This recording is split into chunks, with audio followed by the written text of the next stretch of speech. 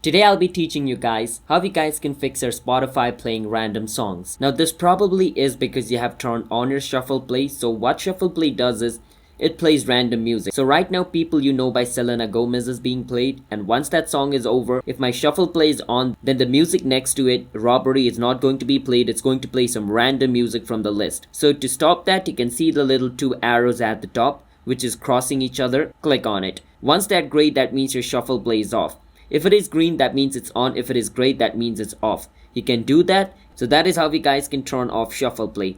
Now sometimes even though your shuffle play is off, it plays random music, and it's because of your setting. So to change the setting, you need to click on home at the bottom left of your screen, and then at the top left it's going to show you your Spotify's profile picture. Click on it. Once you click on it, you want to click on settings and privacy, and from inside settings and privacy you want to click on this option called playback. It's the fifth option. Once you're inside playback, you can see the option called autoplay similar content. Make sure that's off. Once that's off, basically autoplay feature will be off and it's not going to play random music. So I hope you understand how you guys can fix Spotify playing random songs. Hit the subscribe to our channel how to guide for future videos like this.